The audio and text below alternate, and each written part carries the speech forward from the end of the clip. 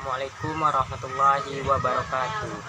Alhamdulillahirabbil alamin, wassalatu wassalamu ala asrofil anbiya'i wal mursalin wa ala alihi wa ashabihi rasulillahi ajma'in.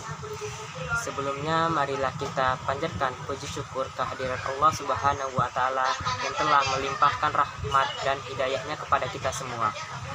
Salawat serta salam semoga selalu tercurahkan kepada junjungan kita Nabi besar Muhammad SAW. Pada kesempatan yang berbahagia ini, saya Muhammad Rizky dari kelas 11 TJKT 2 yang akan memberikan ceramah mengenai kejujuran. Jujur merupakan cerminan sejati seorang muslim. Rasulullah SAW adalah orang yang terkenal dengan kejujurannya. Dalam kehidupan sehari-harinya, beliau selalu mengedepankan kejujuran, karena jujur adalah akhlak yang sangat baik menurut pandangan Allah Subhanahu wa taala. Bila kita senantiasa memelihara kejujuran dalam hidup kita, niscaya kita akan menjadi bagian dari orang yang beruntung, baik di dunia maupun di akhirat. Kita semua setuju bahwa jujur merupakan budi pekerti yang mulia. Dengan kejujuran, seseorang perlahan akan menuju kebaikan. Apabila seseorang telah jujur dan mampu menempatkan suatu kebaikan, maka ia terbimbing menuju surga.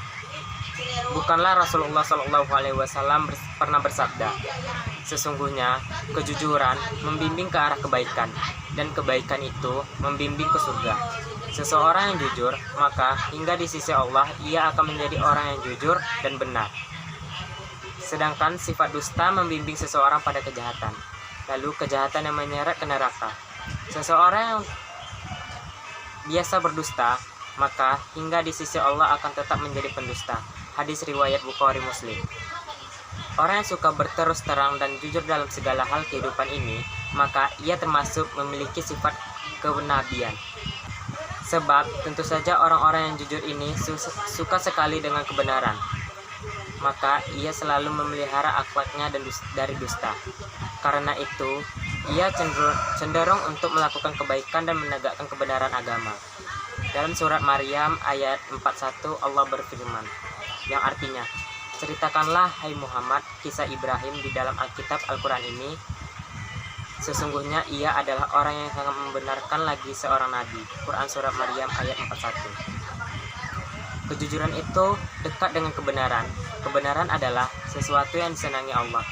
Jika Allah senang, maka pastilah dia akan mengasihi.